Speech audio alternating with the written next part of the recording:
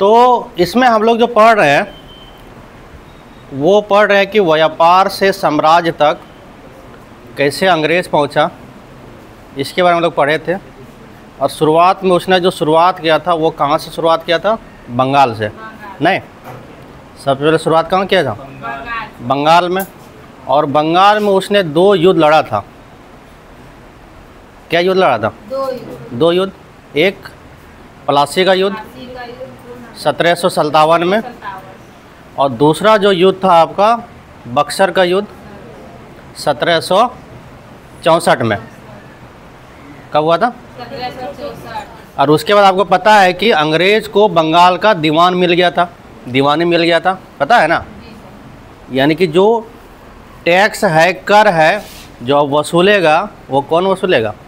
अंग्रेज वसूलेगा। और उसके बाद अब हम लोग पढ़ेंगे जो मैसूर है, ठीक है, उसके बारे में पढ़ेंगे। तो अगर हम मैसूर की बात करें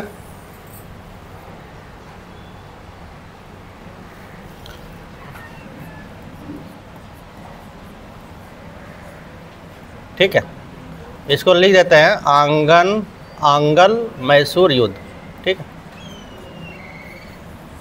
तो ये युद्ध जो हुआ था ये कितना बार हुआ था? 4 बार हुआ था। थोड़ा सा आप लोग यहाँ ध्यान दीजिए, ठीक है।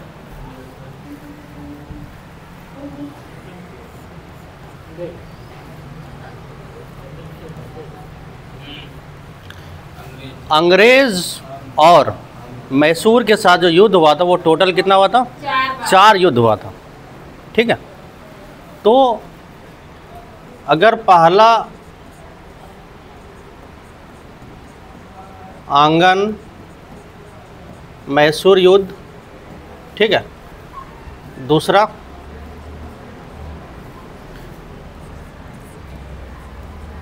तीसरा और चौथा। तो पहला जो हुआ था ये आपका हैदर अली जो टीपू सुल्तान का पिता था, ठीक है, हैदर अली और वर्सेस अंग्रेज़ के खिलाफ हुआ था। हैदर अली और अंग्रेज़ के खिलाफ। और ये युद्ध हुआ था ये आपका 1900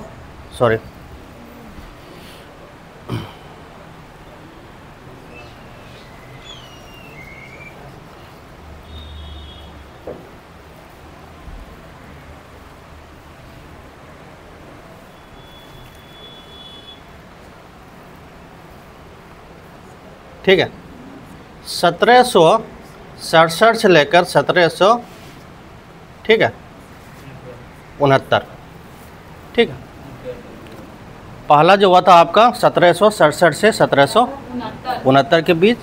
और इसमें एक संधि हुआ था, संधि को आपको याद रखना है। ये संधि जो हुआ था ये मद्रास का संधि हुआ था, मद्रास की संधि, ठीक है। तो ये आपको याद रखना कि पहला आंगन मैसूर युद्ध 1767 से 1769, इसमें हैदर अली और अंग्रेज़ के बीच युद्ध हुआ था। और जो संधि हुआ था वो आपका मद्रास की संधि हुआ था। दूसरा जो मैसूर युद्ध हुआ था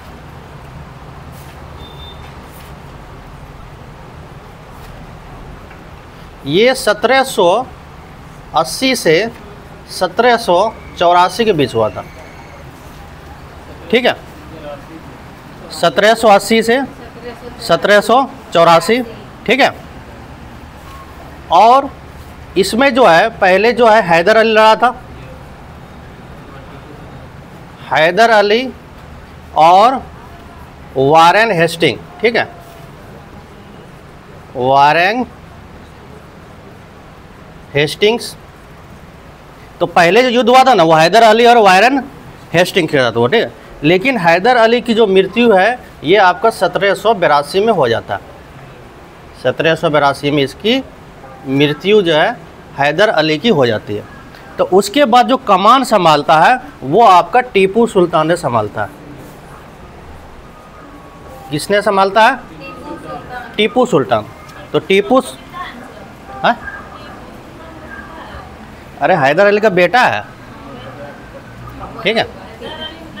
हाँ हाँ अरे भाई, तो हैदर अली का बेटा जो था वो टीपू सुल्तान, और ये दूसरे आंग्ल मैसूर युद्ध में ये शामिल हो जाता है पिता की मृत्यु के बाद, ठीक है। और फिर ये वारेन हेस्टिंग के साथ युद्ध करता है, और युद्ध की समाप्ति होता है वो किस संधि के तहत होता है ये आपको याद रखना है। जो संधि का नाम था वो था मैंगलोर संधि। मैंगलोर एक जगह का नाम है, ठीक है, मैंगलोर की संधि, ठीक है। तीसरा जो युद्ध होता है ये आपका 1790 से 92 के बीच होता है। 1790 से कहाँ तक? 92 तक। और टीपू सुल्तान और लॉर्ड कॉर्नवालिस, लॉर्ड कॉर्नवालिस जो उसमें गवर्नर होता है, ठीक है, वो लॉर्ड कॉर्नवालिस होता है। और इसमें जो संधि होता है, संधि का नाम याद रखना है, वो आपका संधि होता है श्रीरंगपट्टनम संधि, श्रीरंगपट्टनम संधि,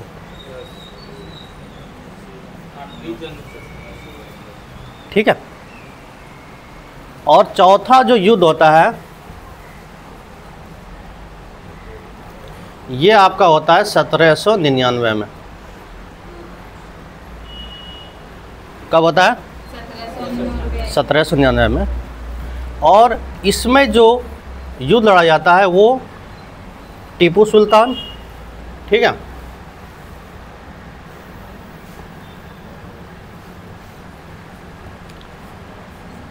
टीपू, मोबाइल आप लोग बाद में देख लीजिएगा, ठीक है, और लॉर्ड वेलेजली।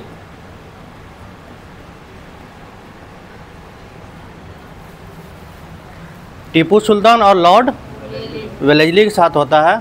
और इसी युद्ध में टीपू सुल्तान की मृत्यु होती है।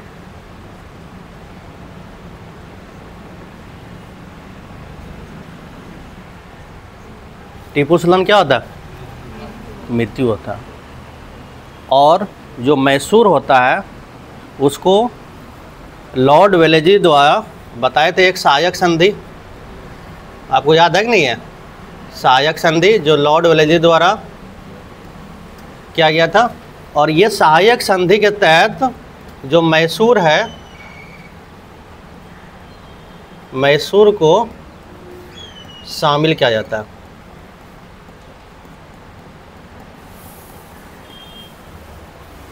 तो ये पूरा जो है ये आपका आंगन मैसूर युद्ध। तो टोटल युद्ध कितना होता है? कितना होता है? 4। अरे इधर थोड़ा ध्यान दो, कितना युद्ध होता है? 4। पहला युद्ध 1767 से 69 हैदर अली और अंग्रेज के साथ होता है, और संधि होता है मद्रास की संधि। दूसरा युद्ध होता है 1780 से 84 हैदर अली और वारेन हेस्टिंग, ठीक है। और फिर हैदर अली की मृत्यु कब होता है? 1782 में। और उसके बाद दूसरा युद्ध में ही टीपू सुल्तान का एंट्री हो जाता है, आता है, और उसमें जो संधि होता है वो मैंगलोर की संधि होता है। तीसरा जो होता है युद्ध वो आपका 1790 से 1792 तक होता है, ठीक है। इसमें टीपू सुल्तान और कॉर्नवालिस, लॉर्ड कॉर्नवालिस होता है। और संधि जो होता है श्रीरंगपट्टनम की संधि होता है। और चौथा जो युद्ध होता है मैसूर वो 1799 में होता है, टीपू सुल्तान और किसके साथ? लॉर्ड वेलेजली के साथ, वेलेजली ठीक है। और इसी चौथा जो युद्ध होता है इसी में टीपू सुल्तान की क्या होता है? मृत्यु हो जाता है। और जो मैसूर जो था उसको सहायक संधि के तहत उसको ब्रिटिश जो शासन होता है उसमें, साम्राज्य जो होता है उसमें शामिल किया जाता है। तो आपको ये चीज़ याद रखना है कि जो पहले मैसूर जो था ये किस राजवंश के अंतर्गत आता था, तो ये राजवंश का नाम था वाडियार वंश। ठीक है, जो मैसूर जो आता था पहले शुरुआत में वो इस वंश के अंतर्गत आता था, यानी कि जो शासन था मैसूर पे तो वो इसी वंश का था, वाडियार वंश। हाँ, और उसके बाद जो हैदर अली है, हैदर अली जो है धीरे धीरे इस वंश में जो कुछ कार्य जो होता है उसमें करने लगता है और धीरे धीरे जो होता है उसका वो सेनापति बन जाता है हैदर अली। और हैदर अली जब सेनापति बन जाता है, वो सेना का जब प्रमुख बनता है, धीरे धीरे उसका वर्चस्व जब बढ़ता है तो वहाँ का जो राजा होता है जब उसकी मृत्यु होती है तो फिर शासन किसके ऊपर आ जाता है, हैदर अली। पहले हैदर अली है ना, ठीक है। हम कह रहे हैं कि जब वाडियार वंश था और उस समय वाडियार वंश में जो हैदर अली था वो सेनापति बनता है। वाडियार वंश में शुरुआत में बता रहे हैं, वाडियार वंश में हैदर अली जो होता है वो सेनापति बनता है। और जब वाडियार वंश का जो राजा होता है जब उसकी मृत्यु हो जाती है तो फिर हैदर अली जो है वो कमान संभाल लेता है मैसूर का और वो शासक बन जाता है। और फिर उसके बाद ये होता है, अंग्रेज़ के साथ 4 युद्ध होता है और चौथा युद्ध में टीपू सुल्तान जब की मृत्यु होता है, ठीक है, तो वो सहायक संधि के तहत मैसूर को कब्जा लेता है। इसको लिख लो, ठीक है।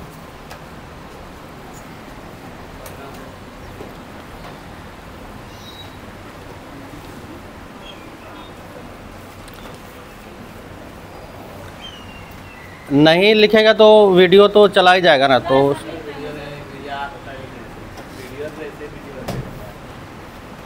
अच्छा लिख लो, लिख लो।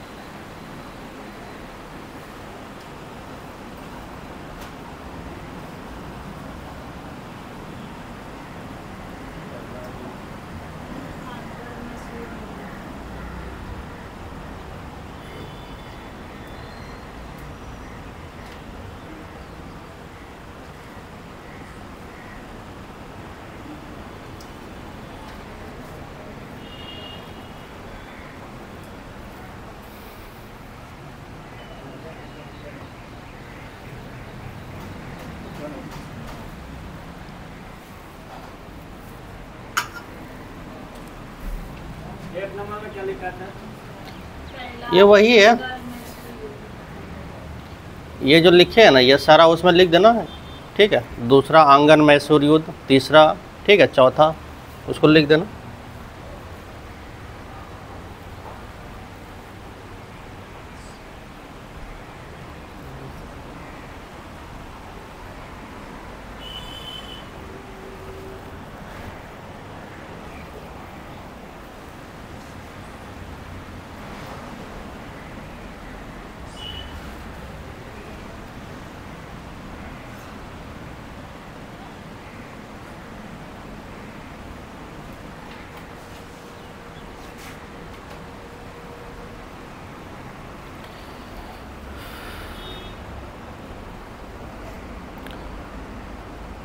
थोड़ा सा टाइम वेस्ट हो जाएगा, लिखने में यही होता है। लिख लो।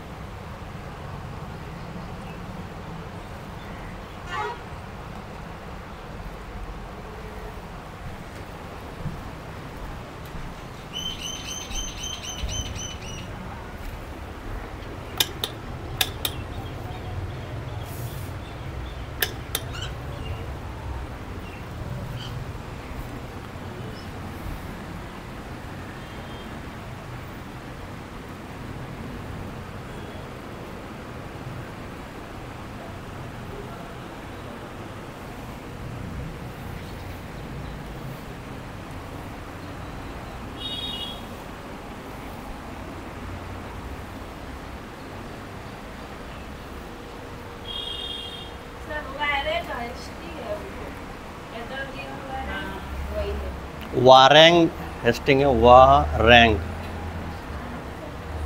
ठीक है।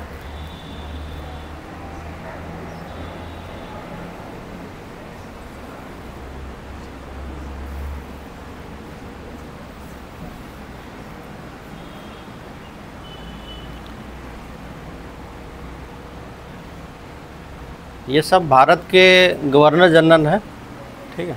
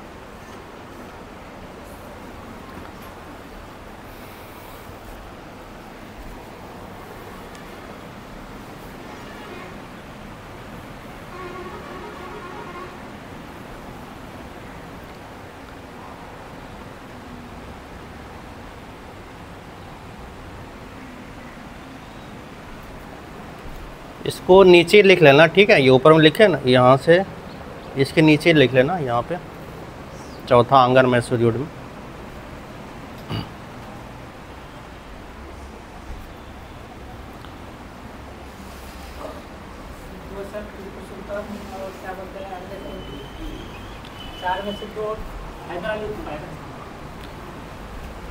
दो और तीन देख लो, क्योंकि पहला तो हैदर अली के साथ हुआ, दूसरा जो हुआ हैदर अली और अंग्रेज़ के साथ पहले हुआ, फिर दूसरा ही में टीपू सुल्तान भी आ गया ना।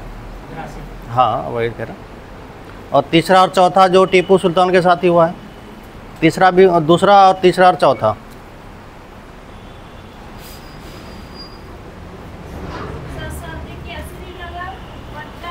श्रीरंगपट्टनम, पट्टनम, पट्टनम, पट्टनम,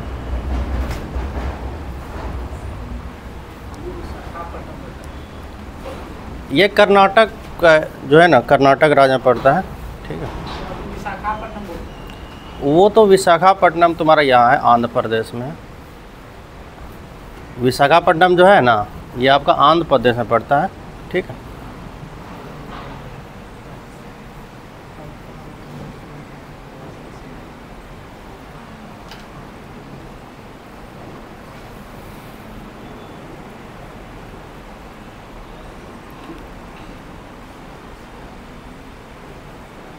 हो गया।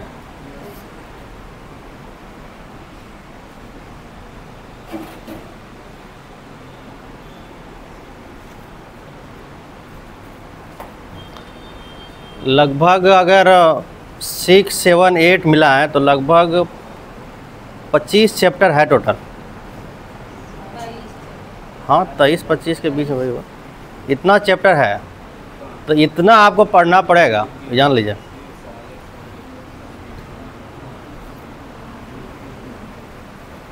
नंबर नहीं उठने का सबसे रीज़न यही है कि पूरा जो सिलेबस नहीं पढ़ता है, तो फिर जब वहाँ से क्वेश्चन आता है तो फिर वो नहीं बनता है। हाँ पूरा होगा, आधा तो करवा दिए हैं, आधा बाकी है।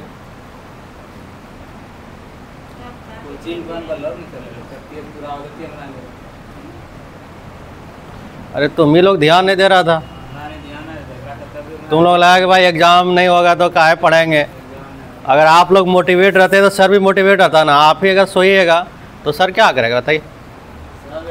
जब पढ़ा रहे थे आप देखेंगे एग्जाम नहीं हो रहा, एग्जाम में बार बार वही मोबाइल दे रहे, एग्जाम होगा कि नहीं होगा, नोटिफिकेशन हुआ कि नहीं हुआ, धोखे से बंद किया है। कोई धोखे बंद नहीं हुआ। रिसर्च कर रहे हैं कौन पेमेंट का मेथड है, पैसा अंदाजा लगे। देखिए ये सब हमसे मत डिस्कस कीजिए, समझे। ये नहीं, ये डायरेक्टर और आपका मामला है, तो आप इसको बोलिए। हमारा काम है पढ़ाना, ठीक है। नहीं, अरे मर गया तो संधि क्या करे, किसके साथ करेगा। अरे टीपू सुल्तान की मृत्यु हो गई ना, तो वो संधि किसके साथ करेगा। संधि मतलब क्या होता है पता है ना। संधि मतलब क्या होता है रे, समझौता। समझौता इसको समझा देंगे, ठीक है। संधि का जो मतलब होता है वो होता है समझौता, और समझौता हमेशा दो के बीच होता है या उससे अधिक के बीच हो सकता है। सिंगल के बीच क्या होगा बताओ। अब टीपू सुल्तान की मृत्यु हो गई 1799 में, तो इसीलिए इसमें कोई संधि नहीं हुआ, ठीक है।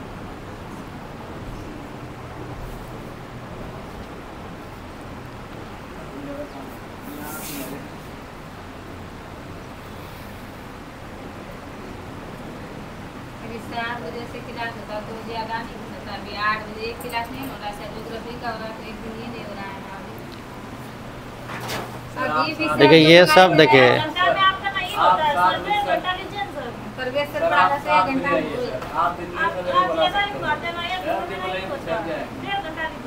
नहीं लिखवाते हैं तो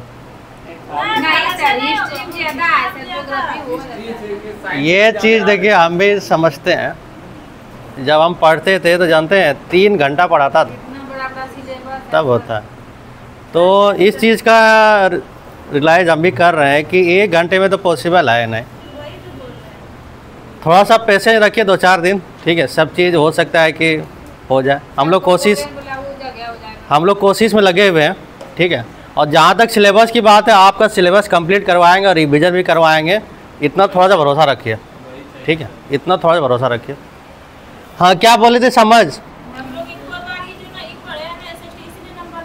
वही बात है, ठीक है।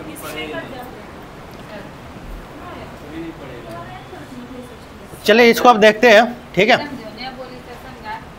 वही तो कह रहे कि जो मैसूर और अंग्रेज़ के बीच जो युद्ध हुआ था वो टोटल 4 युद्ध हुआ था, ठीक है।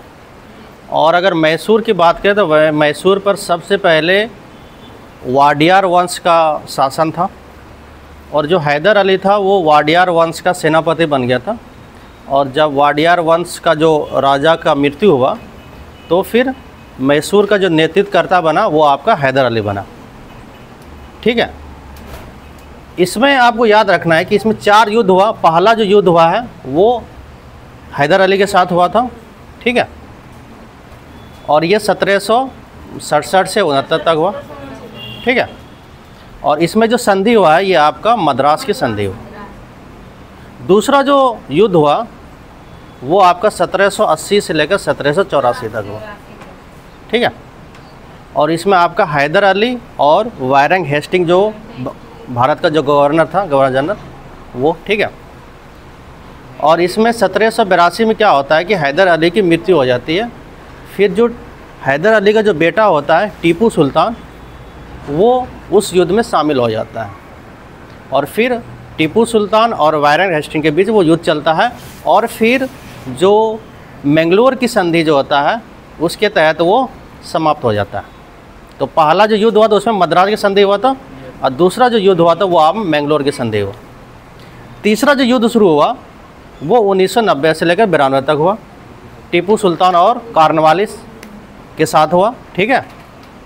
और उसमें श्रीरंगपट्टनम का जो संधि हुआ उसके साथ ही वो युद्ध समाप्त हो गया। और चौथा युद्ध जो हुआ था वो 1799 में हुआ, टीपू सुल्तान और लॉर्ड वेलेस्ली। और इसी युद्ध में टीपू सुल्तान की मृत्यु होती है, और जो मैसूर होता है उसको सहायक संधि के तहत ब्रिटिश साम्राज्य में शामिल कर लिया जाता है, ठीक है। अब थोड़ा सा यहाँ देख लेते हैं।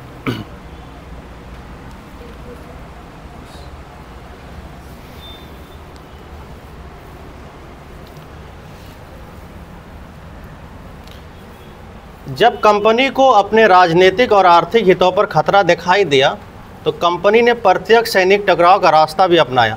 यानी कि जब मैसूर और अंग्रेज़ के बीच जब टकराव बढ़ने लगा तो वहाँ पर फिर प्रत्यक्ष सैनिक कार्रवाई होने, प्रत्यक्ष का मतलब डायरेक्ट, यानी कि अब युद्ध होगा। यानी मैसूर और जो अंग्रेज़ है अब उसके बीच क्या होगा, युद्ध होगा। ठीक है। दक्षिण भारतीय राज्य मैसूर के उदाहरण से यह बात समझी जा सकती है।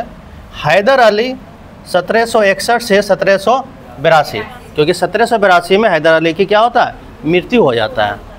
और उसके विख्यात पुत्र टीपू सुल्तान 1782 से लेकर 1799 तक, आपको बताया थी जो दूसरा अंगल युद्ध हुआ वो 1782 में शामिल हुआ ना टीपू सुल्तान, और 1799 में टीपू सुल्तान क्या होता है, मृत्यु हो जाता है। ठीक है। शक्तिशाली शासकों के नेतृत्व में मैसूर काफ़ी ताकतवर हो चुका था। मालाबार तट पर होने वाले यानी कि जो आप यहाँ देख रहे हैं ना, ये तो इस जगह पे एक तट है, यहाँ पे, यहीं पे कर्नाटक है यहाँ पे। ठीक है। यहाँ पे एक तट है, इसको हम बोलते हैं मालाबार तट। सही बात को। तो क्योंकि उस समय जो भी व्यापार होता था वो जहाज़ से ही होता था, पानी का जो जहाज़ होता है उसी ना। तो यहाँ अगर ये तटीय है तो यहाँ पर क्या होगा, बंदरगाह होगा। क्या रे, जितना भी बंदरगाह बनता है वो समुद्र के किनारे ही बनता है ना, तट के किनारे बनता है ना। तो जो आपका मैसूर था, कर्नाटक जो था वो समुद्र के किनारे ही था। हाँ रे, अभी जिसको हम कर्नाटक बोलते हैं ना वो बेसिकली मैसूर था। उसका जो पहले नाम था क्या था, मैसूर ही था। ठीक है। तो अभी कर्नाटक हो गया। बात तो समझे ना। तो ये मैंगलोर बोल रहे हैं, श्रीरंगपट्टनम बोल रहे हैं, तो ये सारा तुम्हारा कर्नाटक में पड़ता है ये सब। तो ये सब, ये जो मैसूर था ये तुम्हारा समुद्र किनारे था, यहाँ पे बंदरगाह था और यहाँ पर अंग्रेज़ जो है व्यापार करता था। और आप लोग जानते हैं कि साउथ में है ज़्यादातर आपका जो मसाला होता है उसका ज़्यादा व्यापार होता है। मसाला जो होता है, चाहे काली मिर्च हो या इलायची हो या जो भी हो, ये सारा जो होता है ये दक्षिण भारत में ज़्यादातर पाया जाता है। केरल में, कर्नाटक में, आपका तमिलनाडु में, ये सब में। ठीक है। तो वहाँ से व्यापार मैसूर रियासत के नियंत्रण में था और जहाँ से कंपनी जो है वो काली मिर्च और इलायची खरीदती थी। ये आपको याद रखना है कि वो दो चीज़ का व्यापार करता था, एक आपका काली मिर्च और दूसरा आपका इलायची का। ठीक है। 1785 में टीपू सुल्तान ने अपनी रियासत में पड़ने वाले बंदरगाहों से चंदन की लकड़ी, काली मिर्च, इलायची का निर्यात क्या कर दिया, रोक दिया। यानी कि जो अंग्रेज व्यापार कर रहा था काली मिर्च और इलायची का, उसको टीपू सुल्तान ने क्या कर दिया, बंद कर दिया कि हम आपके साथ व्यापार करना नहीं चाहते हैं। तो टकराव ऐसे ही बढ़ा, जो कारण है यही टकराव बढ़ा। ठीक। और सुल्तान यानी टीपू सुल्तान ने क्या किया, जो स्थानीय सौदागर था, सौदागर का मतलब क्या आता है, व्यापारी। ठीक है। सौदागर का मतलब क्या आता है, व्यापारी होता, को भी कंपनी के साथ कारोबार करने से रोक दिया। यानी जो स्थानीय व्यापारी था उसको भी बोला गया कि आप कंपनी के साथ व्यापार नहीं कर सकते। ठीक है। टीपू सुल्तान ने भारत में रहने वाले फ्रांसीसी व्यापारियों से घनिष्ठ संबंध था। ये आप सोचिए कि ये आपका अंग्रेज, ये ब्रिटिश नहीं, फ्रांसीसी। ठीक है। अंग्रेज,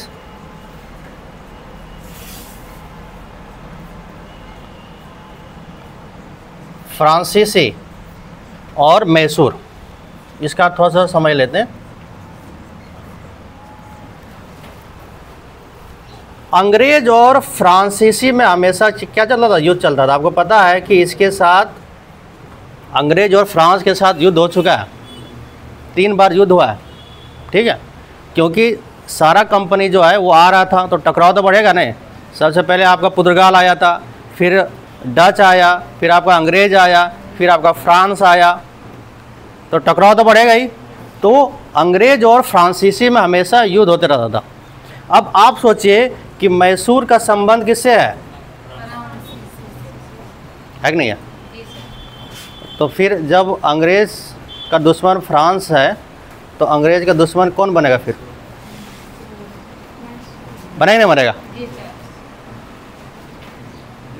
आप लोग थोड़ा बाहर में रहिए ना। हाँ इधर ध्यान दो। तो सबसे बड़ा जो अंग्रेज और मैसूर का युद्ध हुआ कारण यही था कि एक तो निर्यात बंद कर दिया कि भाई यहाँ से आप व्यापार नहीं कर सकते हैं, आप इलायची का, काली मिर्च का, इसका निर्यात नहीं कर सकते, नहीं करेंगे। जो स्थानीय सौदागर था, व्यापार था, उसको भी रोका गया कि आप अंग्रेज़ से संबंध नहीं रख सकते हैं।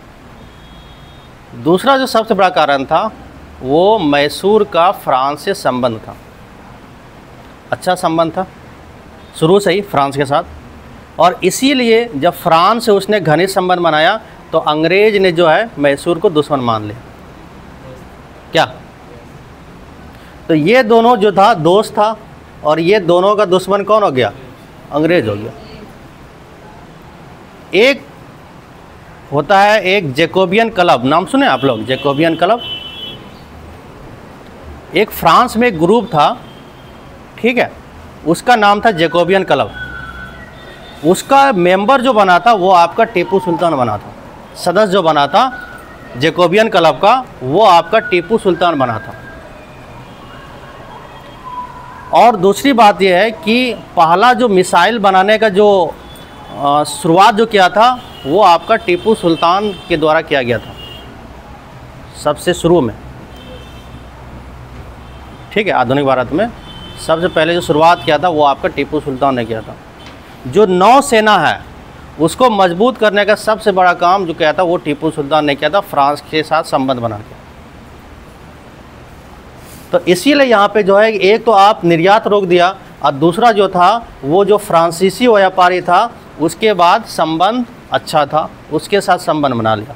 तो ये दोनों जो कारण था वो युद्ध का कारण बना, जो अंग्रेज और मैसूर के साथ 4 युद्ध जो हुआ। तो यही दो जो कारण था सबसे। और एक चीज़ आपको याद रखना है कि अंग्रेज का जो साथ दिया था, अंग्रेज के साथ जो लड़ता था, एक आपका निजाम जो हैदराबाद में था, हैदराबाद का शासक, और एक आपका मराठा। ये तीनों मिल करके युद्ध करता था मैसूर के साथ। ये तीनों यानी अकेले अंग्रेज नहीं, अंग्रेज जब कमज़ोर पड़ता था तो वो इन दोनों का साथ ले रहा था, क्या भाई तुम भी आओ, चलो युद्ध करते हैं। तो अंग्रेज के साथ आपका निजाम जो हैदराबाद में, और मराठा जो आपका जो महाराष्ट्र का जो क्षेत्र है, दक्कन का जो क्षेत्र है मराठा, वहाँ। हाँ रे, ये तीनों मिला हुआ था, ठीक है। और उधर मैसूर जो था वो अकेले था। ये तीनों युद्ध करता था मैसूर के साथ, ठीक है।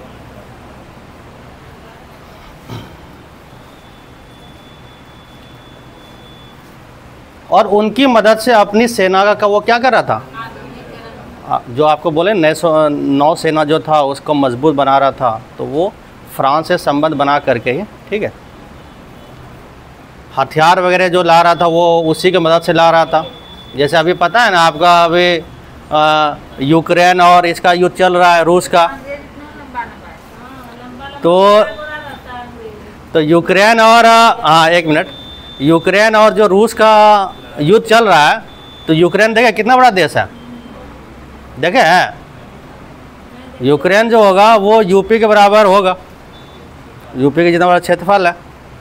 और रूस क्षेत्रफल के हिसाब से सबसे बड़ा देश कौन है?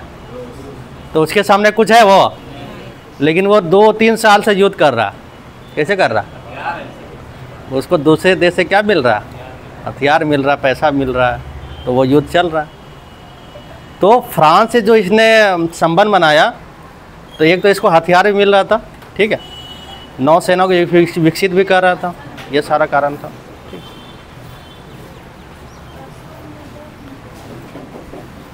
कंपनी की फौजों को हैदर अली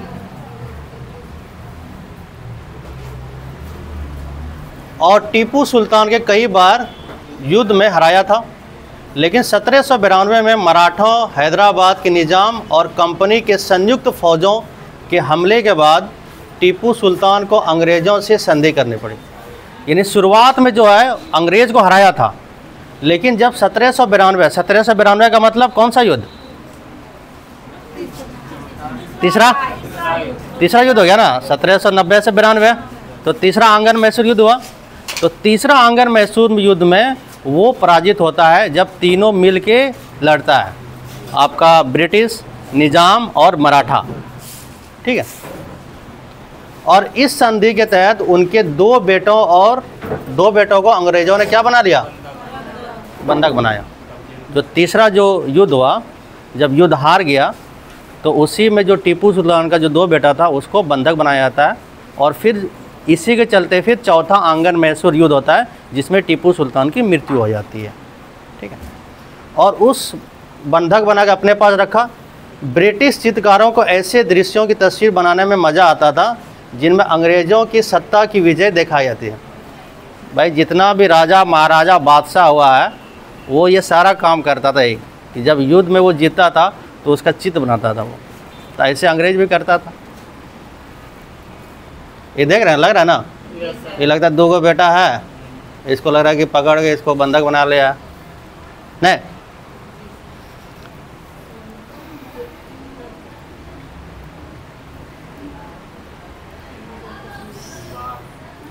और इससे क्या हुआ, सुल्तान के इन कदमों से अंग्रेज़ आग बबूला हो गए। उन्होंने हैदर अली और टीपू सुल्तान के बहुत महत्वाकांक्षी, घमंडी और ख़तरनाक दिखाई देते थे, और अंग्रेज़ों को लगता था कि ऐसे राजाओं को नियंत्रित करना और कुचलना बहुत ज़रूरी है। और इसीलिए मैसूर के साथ अंग्रेज़ों का कितना युद्ध होता है? 4 युद्ध होता है। 1767 से 69 पहला, ठीक है, फिर 80 से 84, 90 से 92 और 1700, ये 4 युद्ध हुआ था ना, ठीक है। और सबसे आखिरी में श्रीरंगपट्टनम की आखिरी जंग में कंपनी को सफलता मिली, जो तीसरा जो हुआ था, ठीक है। और अपनी राजधानी रक्षा करते हुए टीपू सुल्तान मारे गए। जो मैसूर का जो राजधानी था ना, ये आपको याद रखना है, वो श्रीरंगपट्टनम था, मैसूर की राजधानी।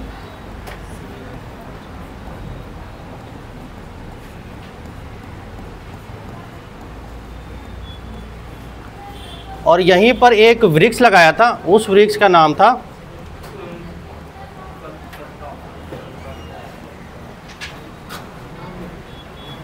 पेड़ लगाया था, नाम दिया गया स्वतंत्रता का वृक्ष, ठीक है। हाँ,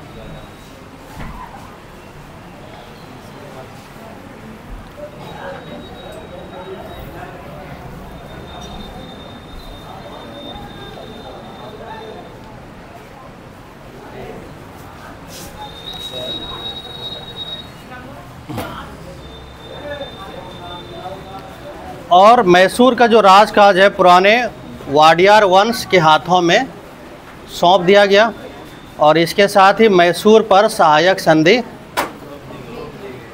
यानी राजा तो उसका रहेगा लेकिन शासन किसका रहेगा? अंग्रेज का।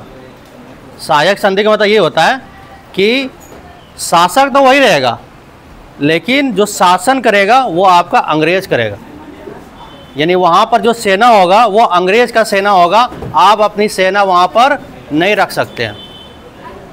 सहायक संधि का मतलब ये होता था कि आप अपनी सेना वहाँ पर नहीं रख सकते हैं, अंग्रेज अपनी सेना जब वहाँ पे रखेगा। जब अंग्रेज अपनी सेना रखे तो आपको कुछ चलेगा? आप राजा हैं लेकिन सेना आपके पास नहीं है, अंग्रेज का सेना है, तो अंग्रेज का सेना किसका बात मानेगा? राजा का बात मानेगा। अंग्रेज का सेना किसका बात मानेगा? अंग्रेज जो अधिकारी है, जो गवर्नर जनरल है, उसी की बात मानेगा ना। आप बस क्या हो गए? मखोटा हो गए। आप यहाँ पे खड़े हैं लेकिन सारा शक्ति पीछे है, अंग्रेजों का है, क्योंकि आपके पास सेना, जब आपके पास सेना ही नहीं तो आप क्या कर सकते हैं? कुछ कर सकते हैं क्या? तो ये होता था सहायक संधि।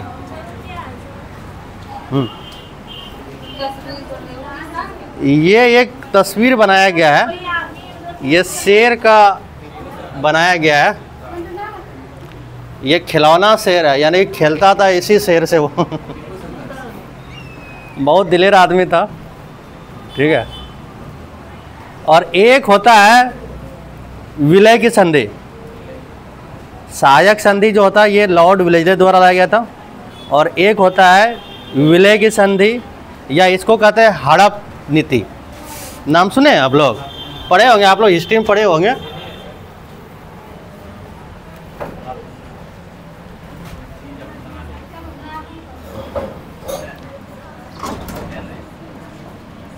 विलय नीति,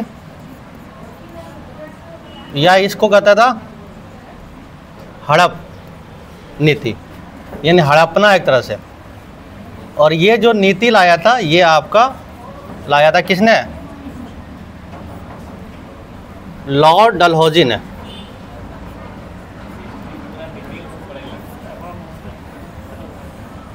देखो बहुत सारा फैक्ट अभी नीचे आएगा, ठीक है। तो ये जो विलय नीति लाया था ये आपका लॉर्ड डलहौजी ने लाया था, ठीक है। इसमें क्या था, इसमें क्या था कि अगर आपका बेटा अगर नहीं है, जैसे झांसी, अगर झांसी की बात करें तो झांसी की जो रानी थी, रानी लक्ष्मीबाई, उसका अपना बेटा नहीं था। उसने एक पुत्र को गोद में लिया था, जिसको कहता है दत्तक पुत्र। जो गोद में जो जिसको लेता है ना, उसको कहता है दत्तक पुत्र। नहीं था, ठीक है, वो दत्तक पुत्र था, यानी गोद लिया हुआ बेटा। और इस हड़प नीति के तहत अगर गोद लिया हुआ अगर आप बेटा है तो उसको वो राजा नहीं मानता था, या जिस राजवंश के पास बेटा नहीं है तो उसी राजवंश को इस नीति के तहत उसको हड़प लेता था। इसीलिए इसका नाम क्या पड़ गया? हड़प नीति, यानी हड़पना। जिस राजा को कोई बेटा नहीं था, उसी जो क्षेत्र होता था, राजवंश होता था, उसको वो हड़प लेता था। जैसे झांसी को जो हड़पा था वो इसी के तहत हड़पा था, ठीक है। 1856 में जो हड़पा था वो इसी के तहत हड़पा था, विलय नीति के तहत। ये लेकर आया था लॉर्ड डलहौजी ने, ठीक है।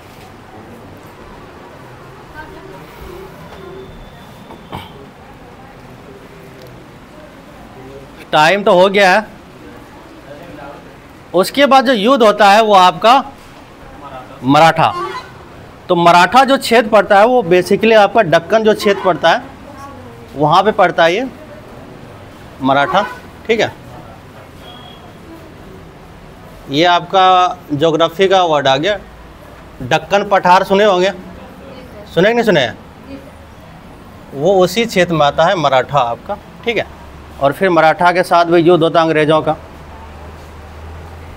चलिए ठीक है, आज इतना रहने दीजिए। कल नहीं परसों ऐसा कंप्लीट करवाते हैं, थोड़ा सा और रह गया। उसमें जो एक क्वेश्चन आपको पूछे थे पहला दिन कि किस पर महाभियोग लगाया गया था, देखिए इसमें वो चीज़ दिया हुआ है,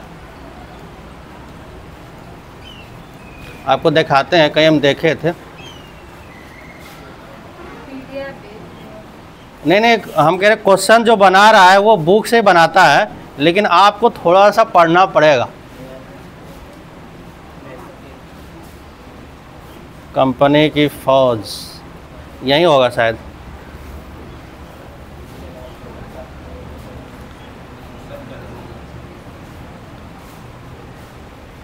ये देख रहे हैं ना, इधर को पढ़ो।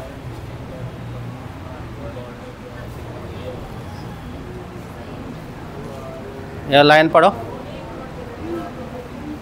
है कि नहीं है? अरे उधर क्वेश्चन जो पूछे थे किस गवर्नर जनरल पर ये लगाया गया था महाभियोग, हाँ यही क्वेश्चन था ना, किस पर महाभियोग लगाया गया था? तो ये आपका वारेन हेस्टिंग्स, इस पर ही महाभियोग लगाया गया था। और ये आपके बुक में दिया हुआ है, देख रहे हैं। तो और आपको जो पूछे थे कि भाई जो मगध है, जो मगध क्षेत्र है वो कहाँ पड़ता है, तो हम बताए थे गंगा के दक्षिणी क्षेत्र में। तो ये भी बुक में एक लाइन में ये लिखा हुआ है, 6 क्लास का एक बुक है, उसमें ये लाइन लिखा हुआ है। इसीलिए आप वो कह रहे हैं कि जो क्वेश्चन बनाता है सीटेट वो आपके बुक से ही बनाता है। इसीलिए ज़्यादा हार्ड भी हो जाता है, क्योंकि आपको एक एक लाइन थोड़ा सा पढ़ना पड़ेगा और जो मेन पॉइंट है उसको आपको लिखना पड़ेगा। इसीलिए सब्जेक्ट में नंबर नहीं उठता है या फेल हो जाता है, सबसे बड़ी रीज़न यही है कि पूरा वो पढ़ता नहीं है, पूरा लाइन बाय लाइन नहीं पढ़ता है। अब आप जो पढ़ रहे हैं पूरा लाइन, तो अब थोड़ा सा आपको समझ में आ रहा होगा कि क्वेश्चन अगर आएगा तो हम सॉल्व कर सकते हैं या एलिमिनेट करके उसको बना सकते हैं। लेकिन आज जब पढ़ाइएगा नहीं तो क्या होगा बताइए। मतलब ये चैप्टर है, इसको आप पूरा नहीं पढ़िएगा, सिर्फ मैसूर के बारे में पढ़ लिए, मराठा बारे में नहीं पढ़े, वारेन हेस्टिंग के बारे में नहीं पढ़े, तो आप क्वेश्चन को सॉल्व नहीं कर सकते। ठीक है, तो इसीलिए आपको देखिए मेहनत करना पड़ेगा।